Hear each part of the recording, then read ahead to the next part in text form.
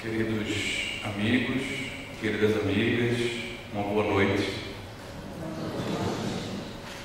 Primeiro é difícil falar boa noite para um recifense, ainda no claro. Lá em Recife nós anoitecemos todos os dias 5 horas da tarde, ou 5h30.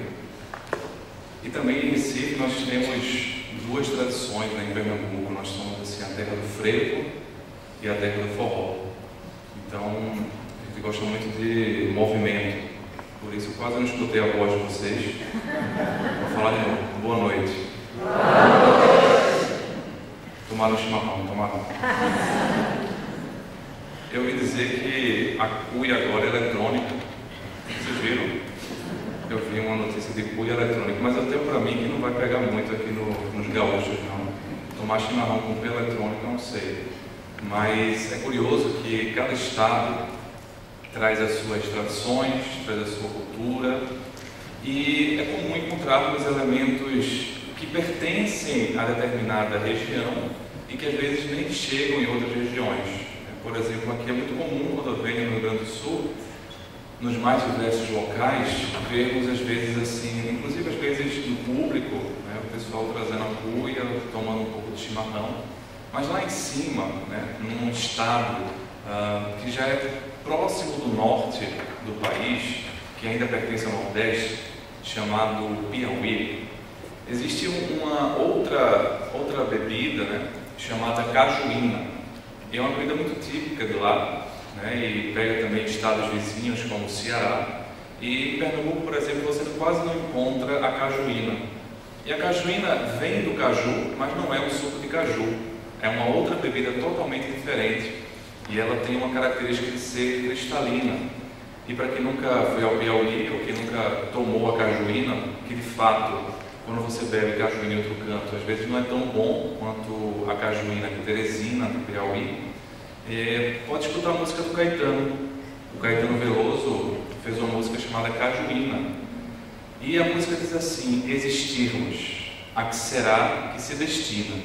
Pois quando tu me deste a rosa pequenina, eu percebi que tu eras um homem lindo, e se acaso a sina do menino não se nos ilumina, tampouco turva-se a lágrima nordestina, a cajuína cristalina em Teresina. É uma letra bem curta, que se repete numa melodia muito bonita, muito bem posta, muito bem feita. E a história por trás da música que eu quero evocar é muito interessante, que eu descobri quando estava justamente fazendo palestras, seminários no estado do Piauí. Porque o Caetano Veloso, e depois eu fui conferir também a história do próprio Caetano, ele contando, ele fez a música em homenagem a um amigo, a um poeta da Tropicália, muito conhecido daquele momento, chamado Torquato Neto. Porque o Torquato Neto, ele havia feito poesias, enfim, o Chico Buarque, o Caetano Veloso conheciam todos a poesia do Torquato Neto. Só que o Caetano refere que ele ficou muito triste porque, infelizmente, o Torquato Neto, em determinado momento, acabou se suicidando, acabou morrendo pelo suicídio. E então, o Caetano Veloso refere que aquilo foi um tiro muito forte no coração de todos os amigos do Torquato Neto, pela sensibilidade, pela arte que o poeta tinha. E aí, então Caetano refere que quando soube da notícia, é óbvio que ele e os amigos ficaram tristes, mas o Caetano refere que não conseguiu chorar. Ele não conseguiu derramar lágrimas no momento que soube. E ele conta que, alguns anos depois, ele teve a ocasião de visitar Teresina, porque foi fazer alguns shows em Teresina, no Piauí. E quando ele terminou o show, ele então foi para o hotel e teve uma surpresa, porque o pai de Torquato Neto foi procurar o Caetano Veloso no hotel. Levou o Caetano Veloso até a casa dele, e então poucas palavras foram trocadas. O seu Eli, né, o pai do Torquato Neto, chama o Caetano para entrar, eles se sentam na cozinha, e Caetano então refere que naquele momento todas as lágrimas que ele não tinha vertido no momento que ele soube da morte do amigo, todas as lágrimas vieram à tona. Várias memórias, fotografias, enfim, todo aquele ambiente que ele não conhecia antes, e estar ali com o pai do amigo, né, que havia perdido a vida pelo suicídio, mexeu muito nas emoções do Caetano, e ele então começou a chorar. E talvez ele ficou um tanto quanto envergonhado, sem jeito, porque era o pai do Torquato Neto, seu Eli, que talvez ele pudesse imaginar que estivesse sentindo mais do que o próprio Caetano, que era pai, ele tem uma vinculação mais profunda. E ali o Caetano então começa a chorar. E ele chora convulsivamente, bastante. E o seu Eli então olha para o Caetano, e o Caetano narra que seu Eli toca-lhe os cabelos, né, acariciando-lhe os cabelos, a cabeça, e fala assim: meu filho, não chore tanto. Naquele momento ele então deixa Caetano sentado na mesa, vai até a geladeira, pega uma cajuína bem cristalina, bem gelada, pega um copo, vai até o jardim da casa, pega uma rosa pequenina e entrega então a cajuína e a rosa para o Caetano. E eles então ficam ali intacta retina, ou seja, eles estavam quase sem falar. Era um silêncio bastante eloquente de um pai que, perdendo um filho pelo suicídio, consola o amigo do filho com elementos muito curiosos, um elemento cultural da terra, a cajuína, e um elemento que simboliza um afeto, uma rosa. E eles então ali ficam em silêncio. Mas é curioso na música, porque a música então ela narra basicamente esse encontro. E como o encontro teve poucas palavras, a música também tem apenas uma estrofe. Éramos então intacta retina, a cajuína cristalina. E é curioso porque quando você vai ao Piauí, você descobre que quanto mais cristalina é a cajuína, melhor a qualidade, melhor é o sabor. E então ele coloca dessa forma muito sutil a cajuína cristalina em Teresina. Mas ele coloca outros pontos. Quando tu me deste uma rosa, eu percebi que tu eras um homem lindo. Porque ele fica curioso, ele fica um tanto quanto impactado, né, pelo pai que estava o consolando naquela dor. E então ele fala: e se a sina do jovem menino não nos ilumina, tampouco apaga-se, né, a lágrima nordestina, tampouco turva-se a lágrima nordestina. É muito curioso e sutil esse momento da poesia, porque, de fato, qualquer tipo de morte que venha pelo suicídio, ela sempre gera repercussões, não só na visão espírita daquele que se vai, mas gera repercussões em todos nós que tomamos contato com a situação, especialmente aqueles que estão mais próximos, especialmente aqueles que são familiares, aqueles que ficam vinculados à vida. Então, essa repercussão acaba gerando também um sofrimento tão intenso e que muitas vezes não sabemos manejar esse tipo de sofrimento, não sabemos como lidar com esse tipo de dor. E começamos a colocar uma série de impropérios, uma série de julgamentos, uma série de posicionamentos que às vezes mais dificultam aqueles que ficam do que ajudam em alguma forma de consolação. Porque o primeiro ponto que surge em alguém que tem um parente, um ente querido, imagine um filho que se vai por essa maneira, é uma sensação de culpa, é uma sensação de onde foi que eu errei, é uma sensação de qual foi o sinal que ele deu e eu não percebi.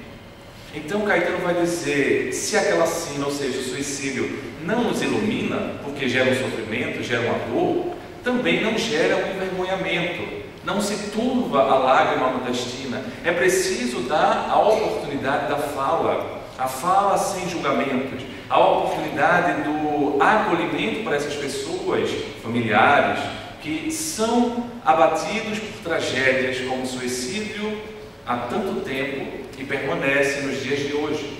Porque é curioso que vários números diminuíram do ponto de vista de saúde mental. Várias doenças conseguiram ter tratamentos mais adequados. Mas essa questão do suicídio, que não é uma doença do ponto de vista médico, mas que muitas vezes vem como uma consequência de um adoecimento psíquico, ainda permanece em números muito elevados. E ano passado, por exemplo, na Revista Brasileira de Psiquiatria, um maior periódico científico de impacto brasileiro, um número sobre os dados demográficos do suicídio no Brasil saiu, E uma coisa curiosa do ponto de vista de preocupação é que o Rio Grande do Sul, né, é o estado do país em onde os números são maiores de suicídio. O número do Brasil é alto, assim como em outros locais, mas o Rio Grande do Sul acaba se destacando nesse aspecto das mortes por suicídio. Então, não é um problema que não está perto de nós, não é uma problemática que está longe, é uma problemática que está, por exemplo, nessa música Cajuína, e nós nem sabíamos. A Cajuína, então, vai ser composta por Caetano Veloso. Ele diz que ele fica tão tocado por esse encontro que ele volta para o hotel e quase 3 dias depois, pouco tempo depois, não me lembro bem exatamente o tempo depois, ele compõe a letra e a música Cajuína, que vira de certa forma um símbolo, né? Eu estava lá e via na propaganda, todo estado tem às vezes a propaganda governamental para incentivar turismo, para falar das belezas, né, da cidade, do estado, e muitas vezes eu via lá a propaganda, era colocado como música de fundo a música do Caetano Veloso. Mas por trás dessa música, que é muito bela, é muito sensível, existe essa história que a gente pode pensar de perdas, essa história que a gente pode pensar de suicídio, mas a gente também pode pensar numa outra perspectiva, porque quando falamos de suicídio, muitas vezes pensamos na prevenção ao suicídio, ou seja, tentativas de fazer com que aqueles que estão pensando, aqueles que tiveram desejo alguma vez, não o façam. Mas esquecemos que existe uma coisa chamada pós-venção. A pós-venção pode ser para aqueles que tentaram e não conseguiram. E muitas vezes vem um sentimento de culpa horrível, um sentimento de culpa grande. E as pessoas às vezes têm uma dificuldade em lidar com essa situação. Mas existe também um peso para aqueles que ficam do ponto de vista da família, que às vezes não podem falar, porque ao longo da história, por exemplo, se o filho fosse saísse da vida pelo suicídio, ele não era, por exemplo, bendito, né? Ele não recebia a bênção dos sacerdotes. Então, além de ter a dor da perda, a família tinha outra dor de pensar que o filho nem seria abençoado na sua morte, porque ele não tinha, digamos assim, a possibilidade de um enterro, a possibilidade das cerimônias da época. Tamanha era a condenação que se colocava. E eu vi muito bem isso, embora de uma maneira diferente, quando estávamos voltando do hospital lá em Recife e estávamos no caminho, quando nos grupos de WhatsApp, né, um grupo de WhatsApp de psiquiatras lá de Pernambuco, então colocaram a notícia que num prédio abandonado alguém havia entrado e estava lá em cima do prédio pronto para se jogar. E então, quando as pessoas perceberam que estava acontecendo aquela cena, gerou aquela comoção e algum psiquiatra que estava próximo falou: olha, eu acabei de descer, chamei os bombeiros e tal, mas quem estiver passando que puder descer também. Então, estava passando, resolvi descer para, quem sabe, ir lá conversar com o rapaz, enfim. Então, desci, mas me chamou a atenção a quantidade de pessoas que estavam já aglomeradas. Eu não precisei subir, porque já tinha um outro psiquiatra que tinha visto, os bombeiros já tinham chegado, enfim, já tinha toda uma movimentação de conversa, que no final conseguiu reverter a situação. O rapaz saiu, depois foi atendido na emergência, enfim. Mas eu pude então, já que eu não tive que subir, eu pude observar a cena e como aquela possibilidade de suicídio, como o suicídio gera os mais diversos impactos. Então, eu vi algumas pessoas que soltavam impropérios, falavam assim: você quer aparecer? Se joga logo. Quem quer se matar não faz essa cena. Então, eu estava lá embaixo com raiva dessa situação e ficavam jogando impropérios. Outros, então, estavam tão condoídos com a situação que também começavam a desmaiar, chorando. Outros mais fervorosos, de fé, se ajoelhavam, começavam a rezar. E me chamou a atenção uma outra cena, porque nessa época eu ainda não tinha as redes sociais. Eu acho que foi um dos últimos dos moicanos a fazer rede social, fiz em janeiro do ano passado. Então nessa época eu não tinha, mas eu não sabia que as pessoas tiravam foto, né? Eu vi que o pessoal estava tirando mais selfie do que o comum, mas eu achei curioso porque estava lá um grupo de pessoas e estavam lá tirando a selfie. E eu percebi que eles tiraram a foto E ela, não, essa aqui não está boa. Por quê? Porque eles tinham que enquadrar o quem? O indivíduo lá em cima. A indiferença. Enquanto alguém está com a dor, querendo se matar, e o outro lá está condoído, eu estou tirando uma selfie, vendo qual é o melhor enquadramento para pegar a cena do suicídio, né, e postar nas minhas redes. E aí já chama atenção para um ponto. Como às vezes o excesso de velocidade, o excesso de agitação, o ritmo frenético da evolução tecnológica, às vezes faz com que nós percamos um pouco a noção do que estamos fazendo, porque estamos replicando a situação, estamos apenas replicando uma série de ações sem nos aperceber por quê. Então, antigamente, a gente não ouvia falar sobre o suicídio. Hoje, eu recebia então, não hoje, recentemente, um vídeo de uma médica que se jogava de determinado local, e então uma pessoa que estava próxima filmou tudo, e essa filmagem toda foi passada nos grupos de WhatsApp. Então a gente não tem mais a percepção de que talvez passando essa cena de como aconteceu, porque você escutava todo o barulho, toda a cena, via e escutava com a sonoplastia. E o curioso é que não foi só uma pessoa da sacada da sua janela, foram várias pessoas que filmaram, e aí viralizou o vídeo da médica se matando. E isso vai gerando um efeito multiplicador muito mais negativo do que nós imaginamos.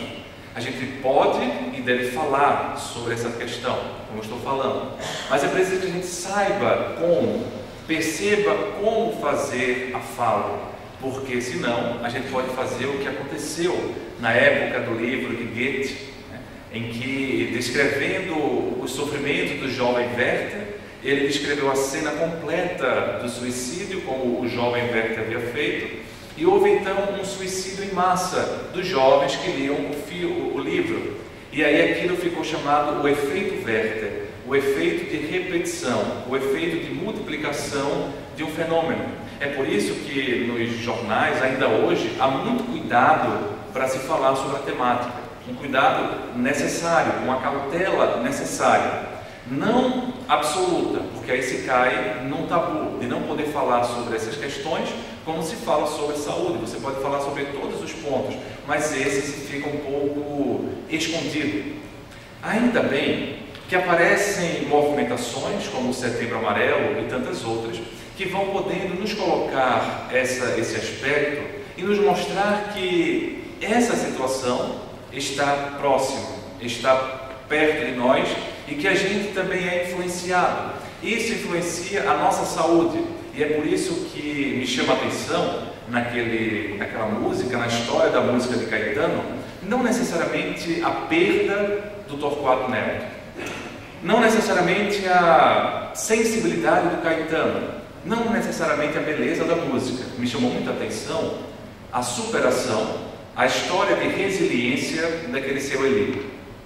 Porque ele, perdendo o filho por essa característica, teve a possibilidade de acariciar o Caetano, consolar o amigo do filho, e aquela cena então me chamou a atenção. E eu comecei a perguntar-me quem seria esse indivíduo? O que é que estava por trás desse indivíduo? Porque por trás de alguém que consegue ter uma postura de superação, por trás de alguém que consegue ter uma postura mais resiliente diante do sofrimento, diante da dor, diante dos adoecimentos e das perdas, do sofrimento como um todo, sempre existe um arcabouço por trás. Nós somos o reflexo de muitas pessoas em nós.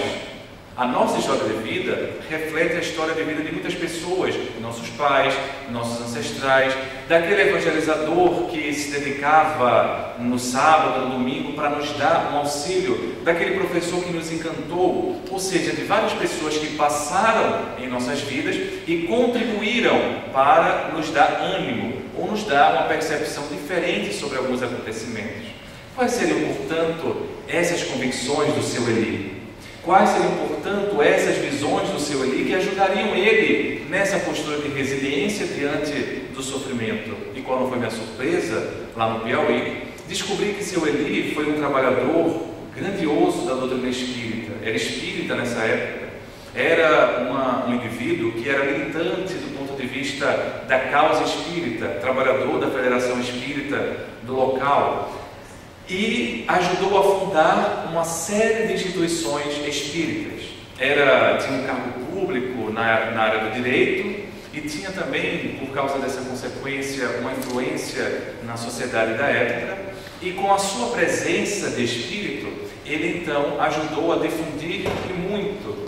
E conversando com o agora ex-presidente, ele me disse: olha, eu conheci o seu Eli, e o seu Eli conheci muito, porque quando eu comecei na Casa Espírita, quando eu comecei na Federação, era o seu Eli que vinha, ele recebia a gente, conversava com todo mundo.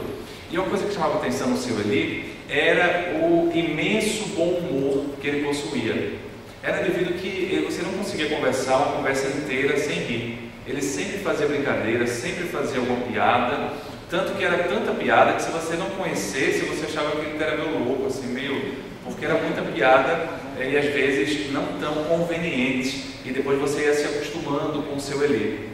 Esse senhor, portanto, me chama a atenção porque ele pegou o conhecimento espírita, educou o filho, dentro do conhecimento espírita. Ele era espírita já há muito tempo, mas quando aconteceu a tragédia, ele pegou o conhecimento espírita para fazer um outro tipo de proposição. É muito comum, dentro dos arraiais do espiritismo ou dos simpatizantes, nós pegarmos o conhecimento espírita para tentarmos responder fundamentalmente uma pergunta: por quê? Por que aconteceu isso? Onde foi que eu falhei? É uma pergunta que muitas vezes vem como consequência. E ele então não faz apenas esse tipo de questionamento, que pode ser útil, pode trazer um certo bálsamo, um certo alento, mas do ponto de vista de resiliência, do ponto de vista de caminhar para frente, do ponto de vista de superação do nosso sofrimento, além do porquê, é preciso darmos um olhar para o futuro. O porquê fica muito ligado ao passado, fica muito ligado ao olhar do hoje, focando no passado. Mas aí, quando pensamos na resiliência, precisamos ter algo que nos impulsione para o futuro. E esse algo que nos impulsiona para o futuro está extremamente vinculado a uma característica que é bem estudada e que ajuda na resiliência, pelo menos em diversos trabalhos científicos da área. É uma questão chamada sentido de vida. E essa questão chamada sentido de vida, sentido existencial, ela não está apenas vinculada a um porquê do passado, mas ela está sobretudo vinculada a um para quê no futuro. Para que aconteceu isso? Para que aconteceu essa situação na minha vida? Quando eu saio do porquê e entro mais no para quê, eu começo então a adentrar numa motivação de modificar a minha existência. É verdade que o porquê pode nos ajudar no sentido de vida, mas o porquê ajuda no sentido de vida quando nos coloca os porquês da vida, os porquês existenciais, os porquês meta-existenciais. O para quê vai nos colocar no objetivo, na sensação de nos sentirmos úteis. Um desses indivíduos que fala sobre a resiliência, sobre o sentido de vida, ele passou por uma trajetória muito dolorosa. Ele próprio descobriu isso não na teoria, não atendendo pessoas apenas. Ele passou por dificuldades enormes. Ele era judeu, psiquiatra e psicanalista, quando o nazismo começou a crescer. E durante a Segunda Guerra Mundial, o Viktor Frankl, ele foi preso, nos campos de concentração, inclusive Auschwitz. Só que o Viktor Frankl, ele sobreviveu. Então ele sai do campo de concentração e sai transformado. Não só sai transformado, como ele transforma as pessoas. Porque ele começa então a nortear todo o seu trabalho psicoterapêutico, todo o seu trabalho de entendimento da alma e do ser, do ponto de vista do sentido existencial. Ele funda uma nova abordagem chamada logoterapia, ou a terapia do logos, terapia do sentido, hoje chamada também análise existencial. Uma forma de abordar a situação que parte de conteúdos filosóficos, ele vem também com uma perspectiva psicanalítica, mas que vai um pouco além. E ele então percebe a necessidade de trazer a psicoterapia para um sentido de vida. Ele percebe que o sentido de vida era fundamental para as pessoas, estando dentro dos campos de concentração. Porque ele começa a perceber que muitas pessoas se matavam antes. As pessoas começavam a perceber que iam morrer. Ou morriam pela desnutrição, ou então morriam porque iam ser selecionadas para os banhos. E ele começou a perceber, junto com os outros, que aquelas que iam para os banhos não voltavam mais. Então alguma coisa devia ter nesses banhos, eram as câmaras depois de gás, como se descobriu. E ele próprio narra num livro bastante importante na história humana, chamado A Busca de Sentido, né? E ele vai então dizer, nesse livro, que tem um subtítulo Um Psicólogo ou um Psiquiatra no Campo de Concentração, ele vai trazer na primeira parte do livro histórias, então, histórias que ele vivenciou, e na segunda parte ele vai trazer um resumo dessa chamada logoterapia. E numa dessas histórias, em que ele começa a se questionar do para quê, etc., ele estava na fila da seleção para o banho, e ele conta que estava doido para tomar um banho, estava desejando tomar um banho, quando então a pessoa na frente dele foi selecionada, ele foi para o outro lugar e a pessoa atrás foi selecionada também para o banho. Ele conta que naquele momento ele ficou bastante frustrado, não porque os amigos foram, mas porque ele não foi. Então bateu a frustração, bateu a inveja, bateu uma série de emoções. Só que depois ele começou a perceber, como os outros, que os banhos deviam ter alguma coisa. E então, quando ele descobre e escreve o livro, ele começa então a narrar: para que a vida me colocou aí? O que é que a vida, ele coloca então essa pergunta de outra maneira: o que é que a vida quis de mim, ao me dar a oportunidade de viver? O que é que a vida quis de mim, me colocando em outra perspectiva? Então, nessa perspectiva do que a vida quer de mim, e não do que eu quero da vida, Viktor Frankl funda uma nova postura de olhar que se fundamenta nessa perspectiva do sentido existencial, porque ele percebe que aquelas pessoas que não se matavam, porque existiam as cercas elétricas, né, ao redor dos campos de concentração, e muitas vezes as pessoas antecipavam a morte pegando no fio, mas ele próprio não fez isso, e outras pessoas também não. E como ele era psiquiatra, as pessoas então perceberam, descobriram, ele começou a servir uma espécie de psicólogo também, de escutar as histórias, as pessoas contarem as suas vidas. E aí ele começou a perceber que as pessoas que não se matavam antes, né, eram pessoas que tinham algum objetivo. Porque vejamos bem que sentido meta-existencial quase todos possuíam. A maior parte ali eram judeus. E muitos tinham uma tradição judaica não só cultural, mas religiosa. E essa tradição judaica religiosa lhes possibilitava uma explicação do porquê do universo, uma explicação do porquê existencial. Mas mesmo assim, umas se matavam e outras não. Então, deve existir algo além do porquê, deve existir algo além dessas perguntas que nos motivam. E ele então vai perceber que as pessoas que ficavam na vida eram aquelas que tinham objetivos, ou seja, apontando para o futuro. O sentido de vida não mais focado nas explicações que eu tenho sobre o universo, mas o sentido de vida focado também no que eu faço no universo. O sentido de vida no que eu faço com a vida que eu tenho, e não porque eu tenho uma vida apenas. O que eu faço com os dias que eu possuo. E aí eu dizia assim: eu quero ficar vivo porque eu quero dar o testemunho da minha fé. Perceba, é uma ação. Eu quero ficar vivo porque eu tenho fé e eu quero dar o testemunho da minha fé. Outros diziam: não, eu quero ficar vivo porque eu quero reencontrar a minha família. E o próprio Viktor Frankl, ele percebe que o que motivava ele a ficar vivo era desejar reencontrar a família, o que ele nunca conseguiu nesta existência, mas ao mesmo tempo também escrever o livro que ele estava escrevendo, porque antes de ser preso, ele estava escrevendo um livro que de certo modo era um embrião dessa percepção sobre a necessidade do ser humano ter um sentido existencial. E quando ele sai do campo de concentração, esse embrião se torna criança, e uma criança que experimenta ele próprio essa perspectiva de ter um sentido de vida. E ele sai do pós-guerra. Imaginemos, amigos, como estavam as pessoas no pós-guerra, extremamente exaustos, muitos com uma sensação de vazio. E ele foi o primeiro indivíduo que percebeu, não primeiro, mas um dos que mais anotou, um dos que mais pontuou essa perspectiva de que o ser humano estava passando por uma falta de sentido, um vazio existencial.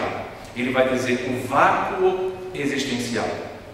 Porque muitas vezes, durante a nossa história, nós tivemos posturas de que talvez era a igreja que ia nos salvar.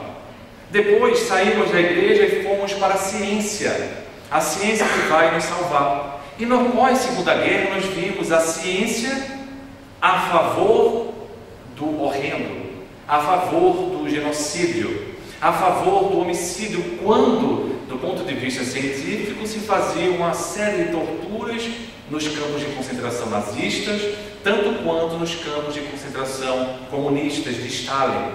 Além disso, perceberam a ciência não mais no campo de concentração, mas no campo aberto do capitalismo, jogando uma bomba em Hiroshima e Nagasaki, uma bomba atômica. Aquele conhecimento que deveria nos libertar, nos aprisionava. Então, onde buscar felicidade? Se não era mais a religião que nos podia garantir uma vida feliz, se não era mais a ciência que destruía-nos a esperança com as armas, com a força bélica, onde encontrar? As pessoas entraram num profundo vazio existencial, talvez um momento de grande conturbação, muito parecido com o que nós estamos vivenciando do ponto de vista global, nesses tempos em que extremos, eles então se confrontam e parece então que estamos reeditando, e surgem então novas formas de repetir soluções arcaicas, soluções patéticas, soluções que não são soluções. Surgem então forças de um neonazismo, surgem forças de um neocomunismo, esquecendo que as duas geraram muitos genocídios, muitos campos de concentração. Em Stalin, na República, por exemplo, Gulag, um livro que pouco conhecido. Então narra-se histórias de pessoas que sobreviveram. E é nesse momento que Viktor Frankl vai dizer: é preciso encontrar um sentido. Mas ele coloca não um sentido da religião apenas, um sentido meta-existencial do porquê. Ele vai dizer que o sentido é sobretudo focado no futuro, um sentido que é um objetivo, uma meta, e que esse sentido vai modificando-se ao longo do tempo. Eu vejo a importância disso demais conversando com as pessoas, porque muitas delas, elas não tiram a própria vida seguradas que estão por uma crença de que será pior. Mas mesmo assim, embora estejam vivendo, elas me dizem como se eu estivesse apenas sobrevivendo, e eu não sei até que ponto. Então, uma delas, e eu pedi permissão para que eu contasse a história, eu a conheci quando ela vinha numa perspectiva de depressão muito grave.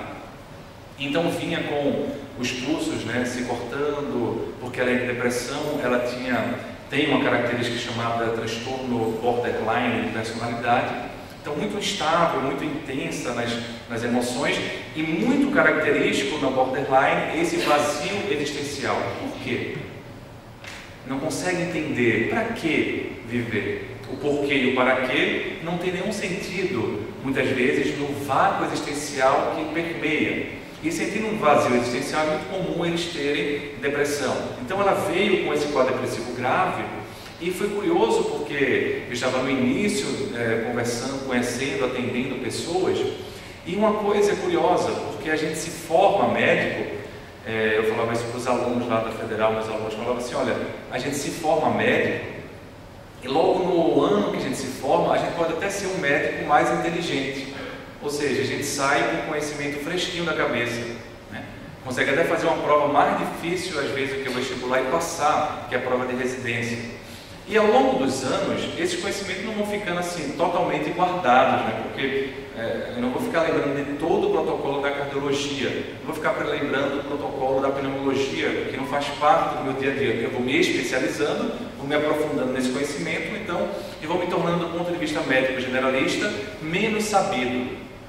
Mas é curioso que a gente vai se tornando um médico melhor, um profissional melhor, porque a gente vai tendo experiência. E a vida do paciente não é uma vida igual ao que está no livro. A doença que vem para o paciente não é igual quase nunca. Quando vem, a gente fala assim, poxa, é um paciente de livro. Porque é tão raro que a doença dele foi igual. Mas não é o comum, porque vem de uma história de vida. Então, uma coisa é você estudar sobre transtorno de personalidade borderline, uma coisa é fazer a residência, outra coisa é atender uma pessoa e ver as perspectivas. Porque é curioso, porque quando chega no atendimento, muitas vezes as pessoas necessitam de respostas que a gente não tem. Mas como é que vai ser a vida dela? Ela vai conseguir casar? Não vai? Como a gente soubesse, né?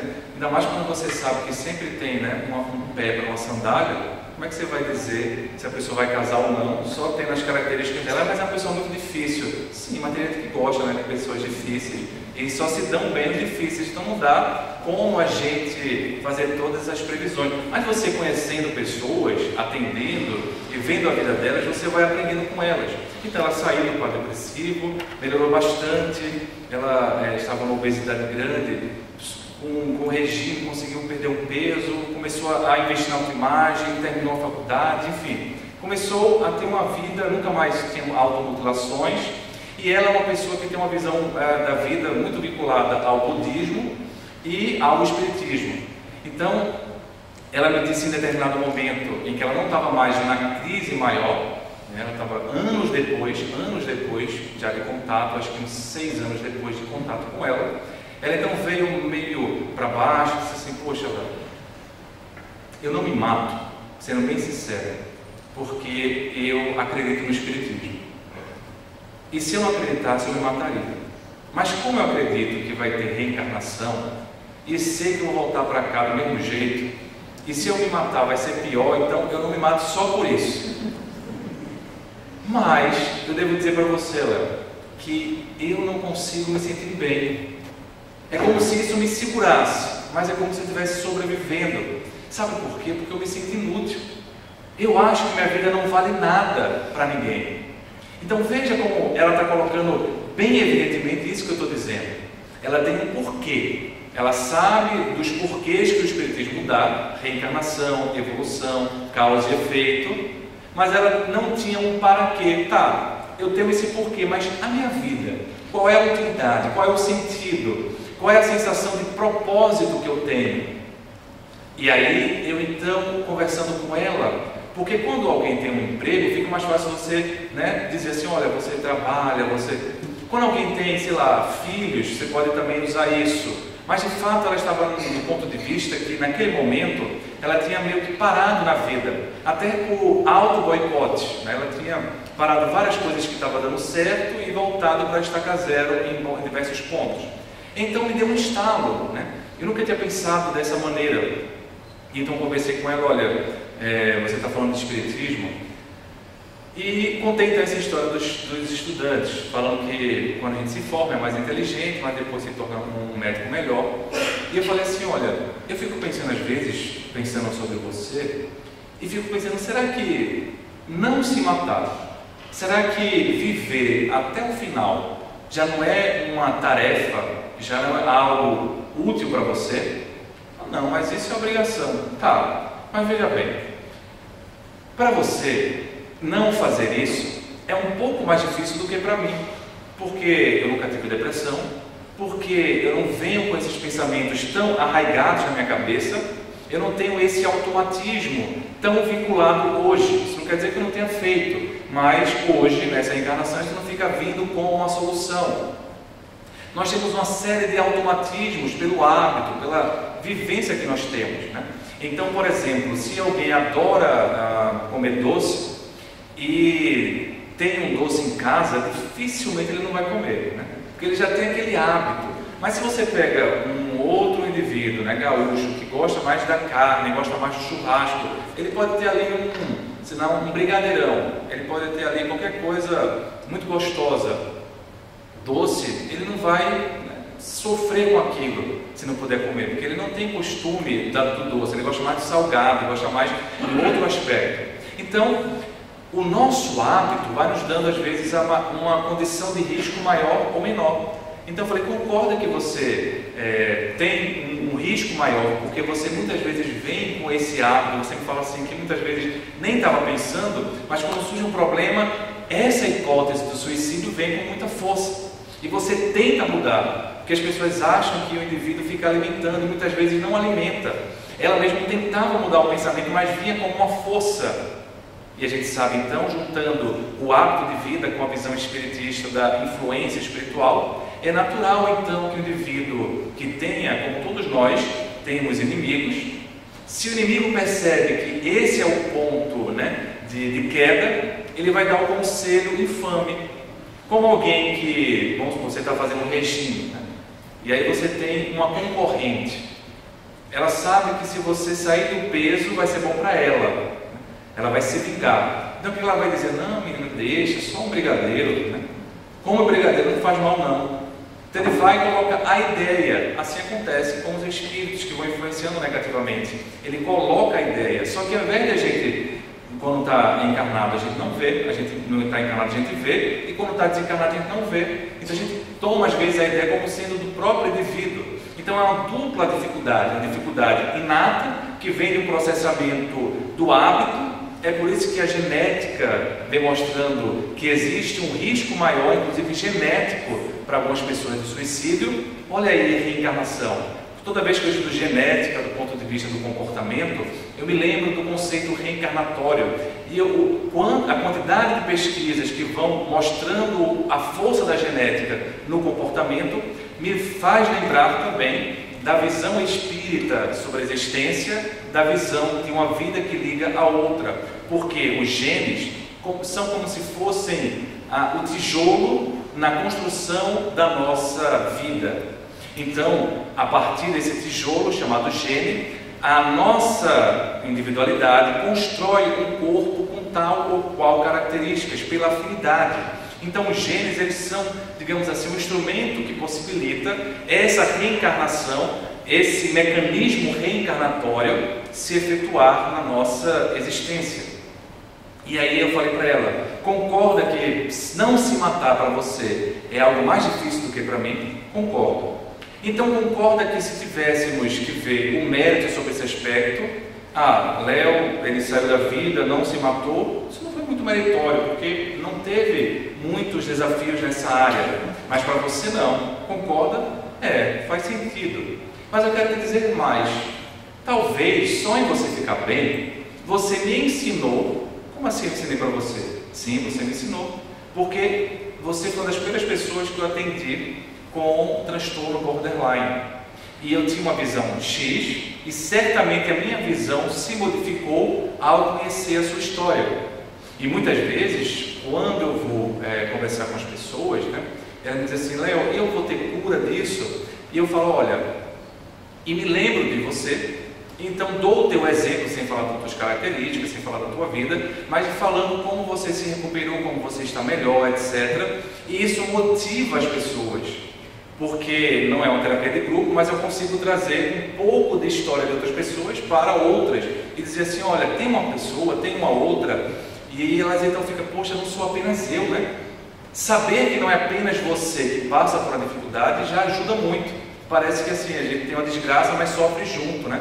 E aí isso já dá um senso de pertencimento que já alivia e muito Eis aí porque as associações de pacientes com tal doença é muito importante, faz um efeito fantástico.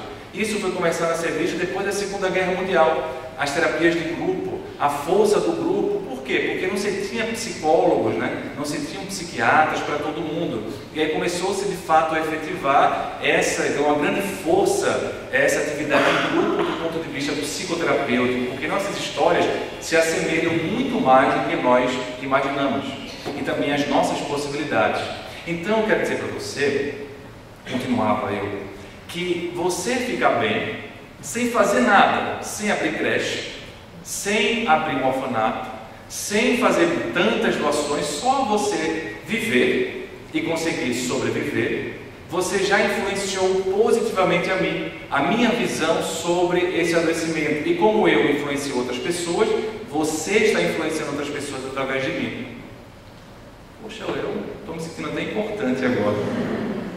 Faz sentido isso? Faz sentido para vocês isso? E então, eu lhe coloquei, é assim que as coisas vão fazendo sentido. Quando a gente vai vendo um propósito, e a gente começa, ao invés de ficar se cobrando excessivamente, que não ajuda quase nada, a gente pega as nossas possibilidades e vai fazendo. Pega as nossas possibilidades e vai, então, construindo. E então, eu falei para ela, eu não vejo se eu não conto algumas histórias, conta. Ela falou, Léo, então por favor, conte a minha história, porque quanto mais você contar, mais eu vou me sentir útil. E estou fazendo isso hoje, também em homenagem a essa jovem. A vida, ela vai se multiplicando nos seus sentidos, mas é preciso que a gente pegue essa perspectiva, ao invés de ficar nos julgando, ao invés de ficar julgando o outro e perguntando assim, por que aconteceu isso? Lá em Recife, há alguns anos atrás, houve, não só em Recife, no Nordeste especialmente, mas em Recife, Pernambuco, aconteceu muito, uma epidemia do Zika vírus. E o Zika vírus causou muita microcefalia, pelo menos conforme os estudos vão mostrando na associação. E aí foi assim, uma sensação de muitos questionamentos, um certo medo, muita gente que ia ter filho preferiu adiar um pouco até se saber mais, enfim. E eu me lembro que naquela ocasião, eu fazia muito essa pergunta para mim, poxa, por que aqui em Pernambuco está acontecendo isso, nesse momento? E aí começamos a juntar um monte de pensamentos e tal, mas guardei para mim. Até que ano passado eu estava na Maçã do Caminho, fazendo uma entrevista, e me veio a ideia de que, eu lembrei da história de uma dessas mães, e me veio a ideia de que não era a pergunta mais acertada a ser feita, porque às vezes eles não têm resposta para tudo que dê certeza. Mas vendo uma reportagem, eu vi o seguinte: essas crianças já estão hoje crescidas, algumas com 3, 4 anos, e as mães se juntaram à Associação de Mães de Anjos. Por que elas colocaram anjos? Porque elas colocam que aprenderam e aprendem muito com essas crianças.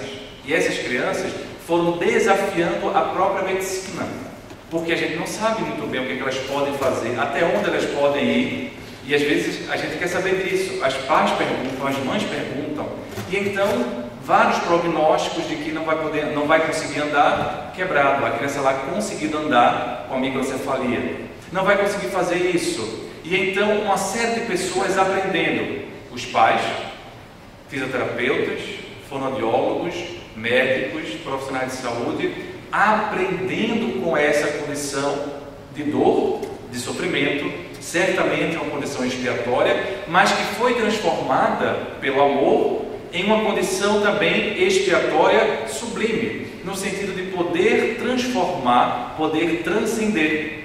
Então eu vi uma reportagem e há alguns meses eu fui para um show de crianças, levar minha filha, e foi um show que uma cantora chamada Carol Levi, na verdade ela é contadora de histórias lá de Pernambuco, e aí ela fez gratuitamente para poder receber recursos para uma fundação que atende muito dessas crianças. E eu estava com minha filha no colo, saudável do ponto de vista do corpo físico, e via lá as mães com essas outras crianças, e as crianças lá terão a oportunidade de estar naquele... E foi uma noite emocionante, em que eu olhava e me colocava essas perguntas. Então, ao invés de ficar pensando hoje por que aconteceu a microcefalia, talvez a gente só encontre a resposta no mundo espiritual, quando desencarnarmos, hoje eu olho e penso, para quê? Para a gente aprender a ser humilde, para a gente aprender que ninguém consegue definir o outro pelo diagnóstico que o outro tem. O diagnóstico nos ajuda a entender um pouco mais as nossas características, mas ele não define quem eu sou, quem você é. Nós somos seres humanos, e mesmo que estejamos presos a um corpo que é mais uma prisão do que uma hospedagem, que nos limita às possibilidades, nós podemos ensinar, nós podemos transformar a nossa situação expiatória, a nossa dor, em algum tipo de ensinamento. Primeiro para nós, superando, ficando vivos. Primeiro ficando vivos, porque só dá para falar isso a gente vê por aqui, porque senão fica só na teoria no mundo espiritual. Mas além disso, permanecendo bem. E às vezes só o nosso exemplo já é algo fundamental para que os outros vejam. Não é desincentivando as obras sociais, claro que não. Não é desincentivando as obras de caridade, mas é percebendo que além dessa caridade material, que tem também a vinculação com a caridade espiritual, o que a vida nos convida é que possamos transformar a nossa existência transformando-nos. Se eu fico bem, aqueles que estão ao redor ficam um pouco melhores também. Aqueles que estão ao redor ficam um pouco melhores também. Se eu consigo segurar o ímpeto violento, eu consigo ensinar que é possível. Não porque eu sou perfeito, não porque eu sou idealizadamente uma pessoa melhor do que todo mundo, mas porque eu estou tentando. Os obsessores vão percebendo que a gente mudou, os obsessores reencarnados que existem também vão percebendo, e a gente vai também aceitando que a gente não é tão perturbado assim, porque afinal já faz algum tempo que a gente está um pouco melhor.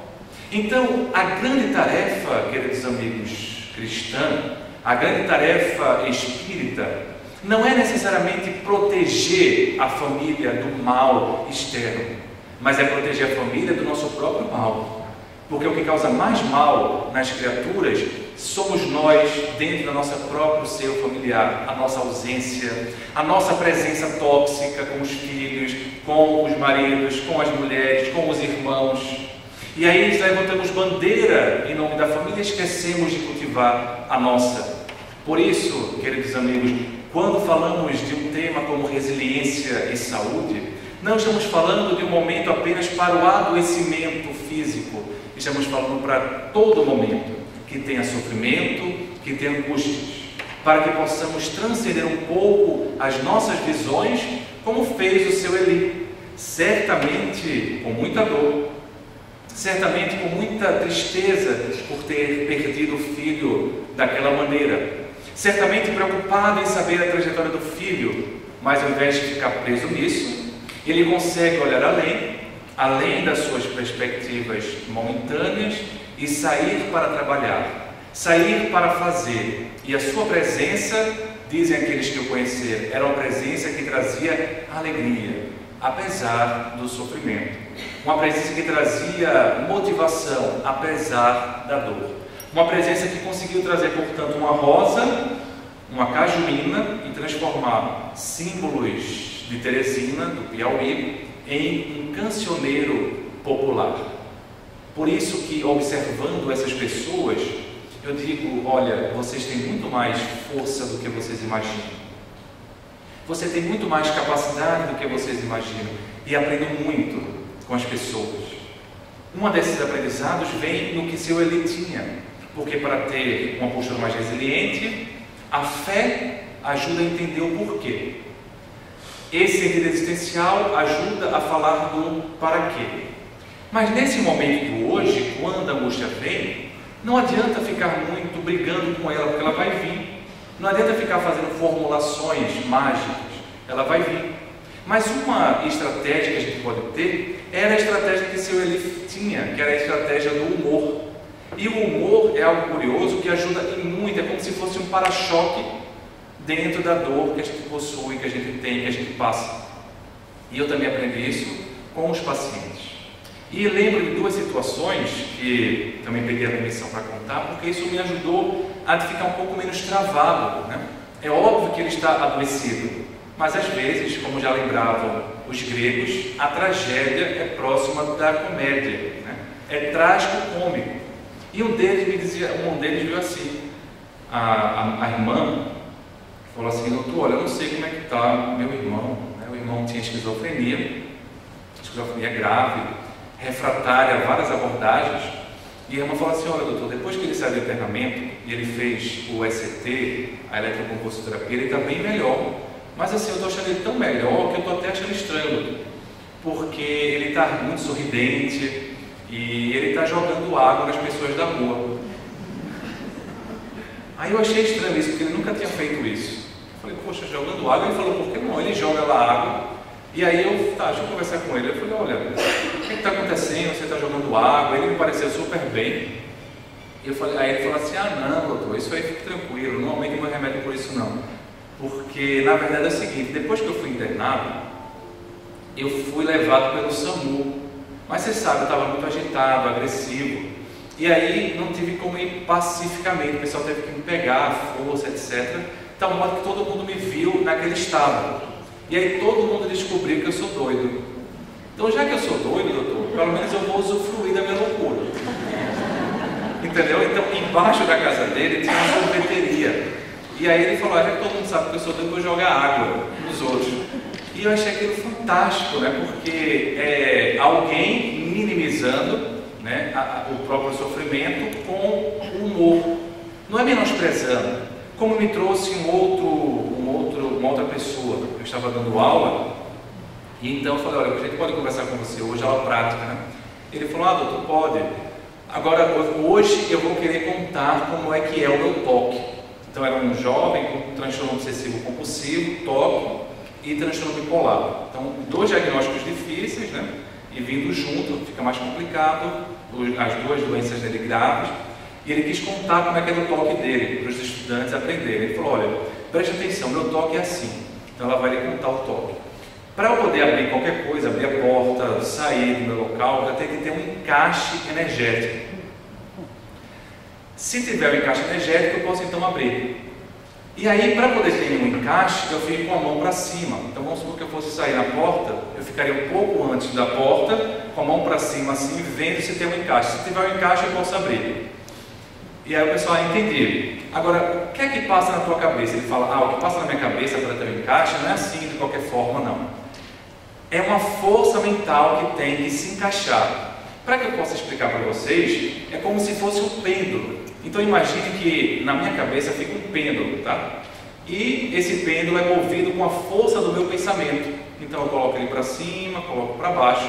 E para poder haver o encaixe, ele tem que ficar milimetricamente perfeitamente encaixado com esse ponteiro de baixo. Então lá vai eu, estou indo na porta, com a mão aberta, né, para poder ter um encaixe, fazendo isso na minha cabeça e puxando. Eita, passou, agora não dá. Eu estou em pé, passou. Porque também não pode ajustar, então você tem que ir até o final e voltar. Passou. Aí quando ele estava falando isso, todo mundo ficou assim, que nem vocês, espantados, sem saber se ria, sem saber se que loucura é essa. E aí ele falou, começou a rir assim. E aí ele falou: eita, doutor, é muita loucura na minha cabeça, né? E aí ele falou: mas doutor. Aí quando ele falou isso, ele começou a rir, né?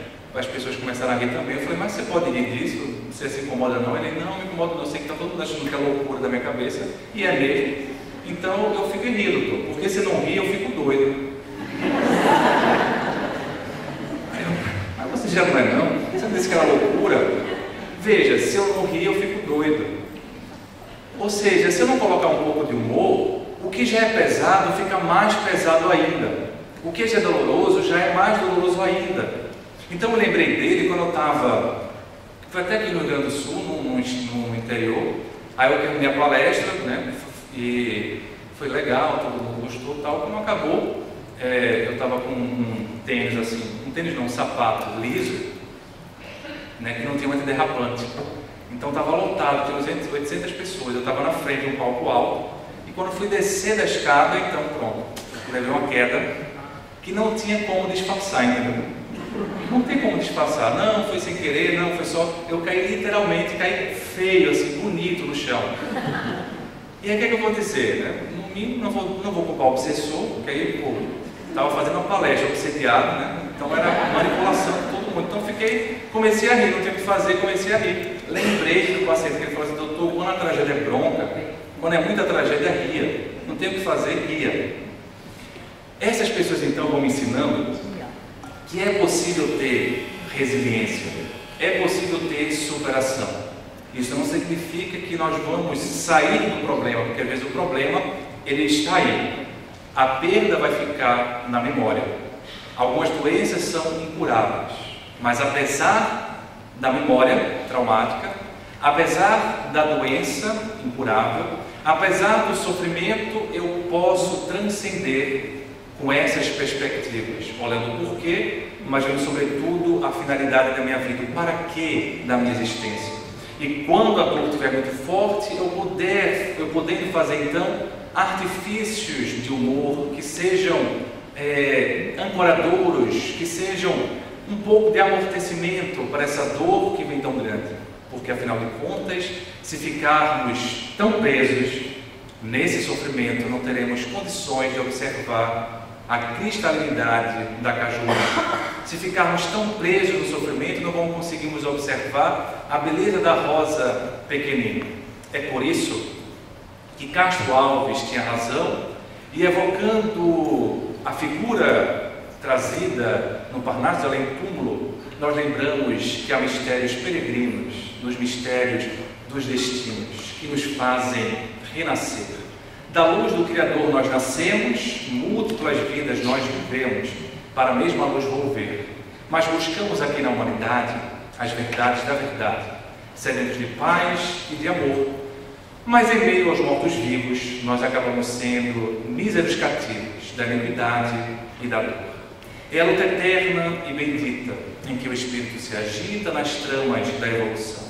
É a oficina onde a alma presa forja a luz e forja também a grandeza da sublime perfeição. É a gota d'água que vai caindo no arbusto que vai subindo, pleno de seiva e verdor. Ou o fragmento do estrume que se transforma em perfume na corola de uma flor. A própria flor que terna vai caindo, expirando e vai fecundando o chão duro que produz. Mas nesse cair, ela deixa um aroma leve nas madrugadas que passam breves, nas rijas bigornas de luz. E a rija bigorna o malho, pelas falhas do trabalho, a enxada fazendo pão. Ou o escopro dos escultores que conseguem transformar as pedras em flores, em carraras de eleição. É a própria dor que, através dos anos, através do tempo, dos algozes e até dos tiranos, anjos puríssimos faz, conseguindo transformar até os dedos rudes em arautos de virtudes, em mensageiros de paz. Porque tudo evolui, tudo sonha, na imortal ânsia risonha de mais subir e mais galgar. Porque a vida é luz, a vida é esplendor. Deus é o seu autor, o universo é o seu altar. É por isso que às vezes aqui na Terra se acendem radiosos faróis que esplendem dentro das trevas mortais, e suas múltiplas passagens deixam fulgores, deixam imagens em reflexos que são perenais. É o sacrifício do Cristo, portentoso, jamais visto, no sofrimento da cruz, sintetizando toda a piedade, e cujo amor é verdade, nenhuma penetra luz. É Sócrates bebendo a cicuta, é César trazendo a luta, tirânico, conquistador, é Anchieta que via ensinando o índio infeliz, mas sobretudo o exemplo de humildade, de extremosa caridade do pobrezinho de Assis. Por isso, dizemos: benditos sejam aqueles que há 98 anos semeiam luz, semeiam bem nas terras do Rio Grande do Sul, porque eles também encontrarão a alegria, a aventura, a paz, a evolução que tanto desejam nas fainas do progresso. Por isso, que nesses dias difíceis do agora, uma excelsa voz ressoa, e com essa força pujante no universo inteiro ecoa, e nos diz: para frente, queridos amigos, para frente, caminhar. O amor é a luz a que se alcança. Tenhamos, portanto, paciência, aliadas à fé, aliadas à esperança que age.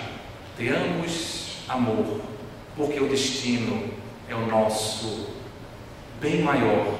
Todos juntos, já que o universo é o nosso altar. Muito mais.